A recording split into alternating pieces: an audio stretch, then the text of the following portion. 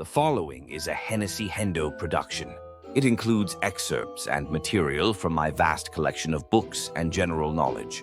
Please share the videos, like, comment, and subscribe to the channel.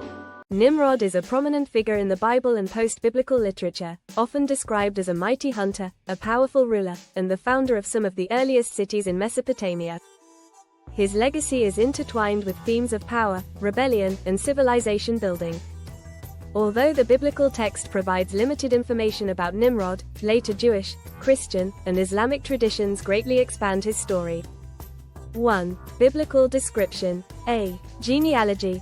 Nimrod is introduced in Genesis chapter 10 verse 8-12, part of the Table of Nations, as a descendant of Ham, son of Cush, Ham's son, and grandson of Noah. Cush is traditionally associated with the regions of Ethiopia or Nubia, though Nimrod's activities are centered in Mesopotamia. B. Characteristics. Mighty hunter. Genesis chapter 10 verse 9 describes Nimrod as a mighty hunter before the Lord, suggesting exceptional strength, leadership, and perhaps defiance of divine authority. Kingdom builder. Nimrod is credited with establishing several major cities: Babel, Erech, Uruk, Akkad, and Calneh in Shinar, Mesopotamia; Nineveh, Rehoboth, Ir, Calah, and Rezin in Assyria.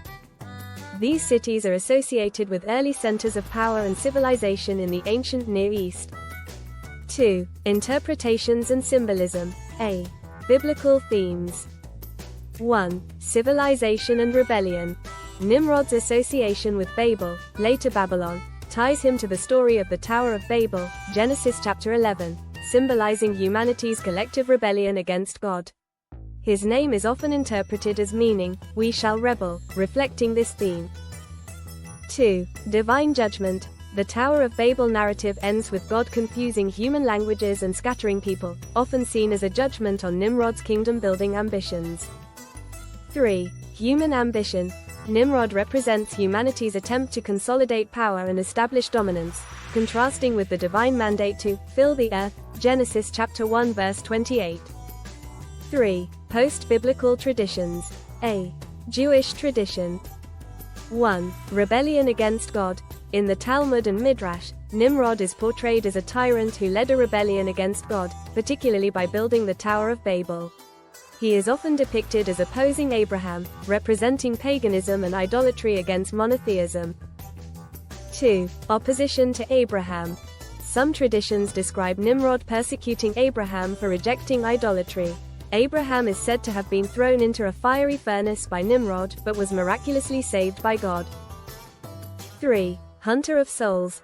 Jewish commentators like Rashi interpret Nimrod's title as a mighty hunter, metaphorically, suggesting he hunted people by leading them away from God into idolatry. B. Christian tradition. 1. Precursor to Babylonian oppression. Nimrod is linked to the oppressive powers of Babylon and later empires that defy God and oppress his people. Early Christian writers often saw Nimrod as a type of Antichrist figure, representing defiance against divine authority. 2. Symbol of human pride. The building of Babel under Nimrod's leadership symbolizes humanity's prideful attempt to reach God's level, reflecting themes of sin and judgment. See Islamic tradition. 1. King of Shinar. In Islamic tradition, Nimrod, Namrud, is often identified as the tyrant king who confronted the prophet Abraham. The Quran, Surah 2-258, recounts a debate between Abraham and a king who claims divine power, widely interpreted as Nimrod. 2. Defiance of God. Nimrod is described as claiming to have the power of life and death and challenging God's authority, echoing his portrayal in Jewish traditions. 3. Divine punishment. Some Islamic accounts describe Nimrod's death as a result of God sending a gnat or mosquito that entered his brain, causing intense suffering until his demise. 4. Historical and archaeological context. A. Historical basis. While Nimrod himself is not attested in historical records, he is often associated with Gilgamesh, a legendary king of Uruk and hero in Mesopotamian mythology. Sargon of Akkad, the founder of the Akkadian Empire and a figure known for unifying Mesopotamia.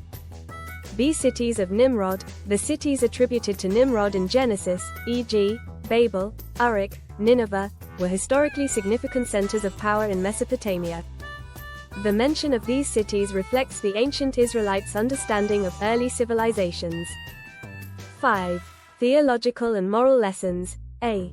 The dangers of pride. Nimrod's ambition to centralize power and build monumental cities like Babel reflects human pride and the desire to usurp divine authority. B. The consequences of rebellion. His story, intertwined with the Tower of Babel, serves as a warning about the futility of defying God's will. C. Divine sovereignty. Nimrod's rise and fall highlight God's control over human history, emphasizing that earthly power is temporary and subject to divine judgment. 6. Legacy and cultural impact. A.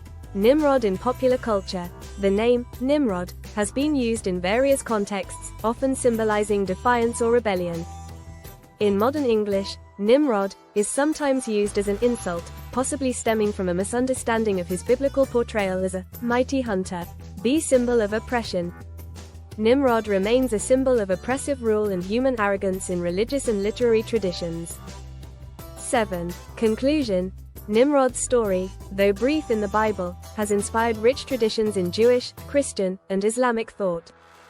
He represents themes of power, rebellion, and divine judgment, serving as a cautionary tale about the dangers of human pride and the futility of opposing God. His legacy as a builder of civilizations and a symbol of defiance continues to influence theological and cultural discussions. Thank you for watching. Please share the video. Don't forget to like, comment, and subscribe to the channel. Check out other series including 10-minute synopses or complete audiobooks on HennessyHendo on YouTube. Improve your vocabulary. Be more fun at parties. Increase your knowledge. Become a literary master like Hendo.